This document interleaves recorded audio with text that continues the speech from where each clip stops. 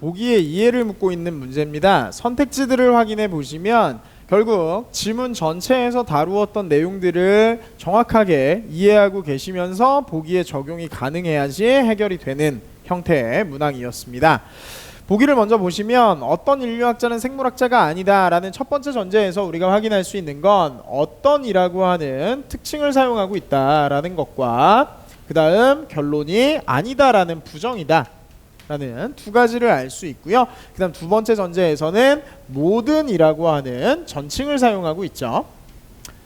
그 다음 생물학자는 바둑기사이다 라고 하는 이다. 그래서 긍정형의 결론을 사용하고 있다. 자, 특징, 전칭, 긍정, 부정이 다 사용되고 있는 형태네요. 그래서 어떤 인류학자는 바둑기사가 아니다라는 결론을 도출했고요.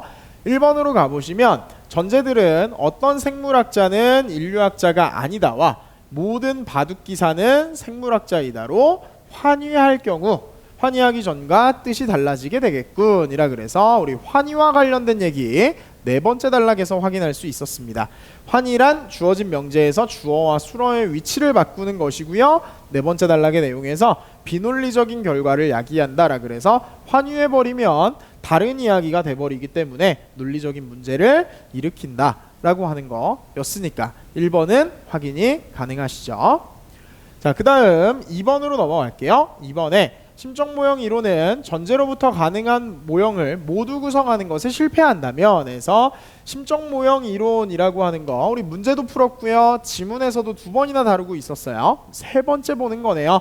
가능한 모형을 모두 구성하는 것에 실패한다면 이라 그래서 심적모형 이론의 핵심은 가능한 모형을 모두 구성해 봐야 한다라는 거였죠.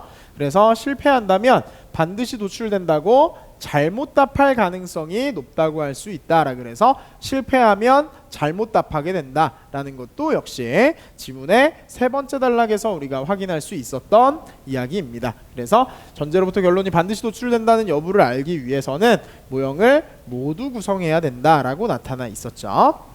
자, 그 다음 3번 선택지로 넘어가 보시면 분위기 이론은 전제에서 특징과 부정이 사용되었으므로 라 그래서 자, 특징과 부정이 사용됐다 우리 확인했고요.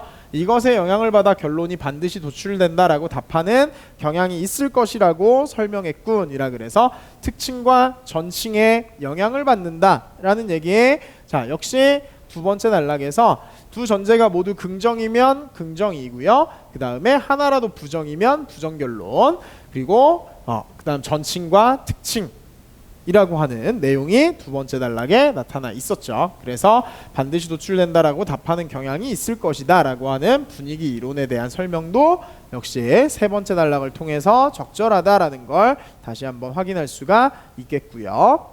그 다음 4번으로 넘어가시면 에번스는 에서 우리 아까 지문 독해할 때 에번스는 자 중간에 사람 이름이 나오면 항상 사람 이름이 들어가 있는 문제가 있다라고 했어요. 그래서 체크해 두셨죠?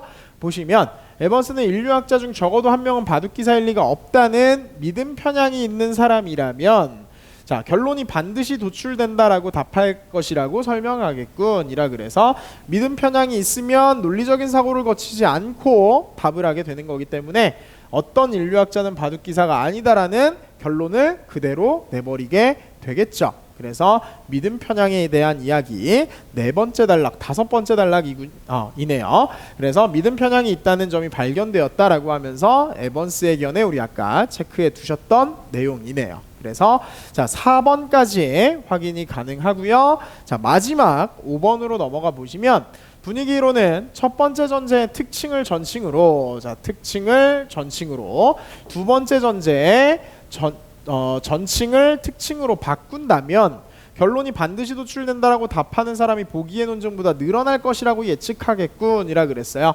자 그런데 바꿔보시면 이 특징이 전칭인 모든으로 바뀌는 거고요.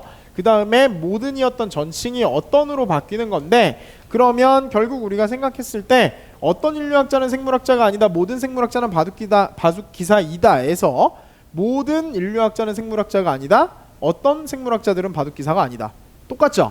전칭 특징이 둘이 바뀌긴 했지만 전칭이 사용됐고 특징이 사용됐고 긍정과 부정이다 라는 건 똑같기 때문에 결론적으로 따라서라고 하는 요 결론을 이끌어내는 비율은 달라지지 않는다라고 하는 걸 알 수가 있으시겠죠. 그래서 마지막 두 번째 단락에서 하나라도 특징이면 특징, 전칭이면 전칭 결론을 선호한다라 그랬으니까 두 개가 다 바뀌지 않는 이상 결론의 내용이 달라지지는 않겠구나라는 걸 추론해 볼 수가 있습니다. 그래서 자, 답은 5번이 되는 거겠죠.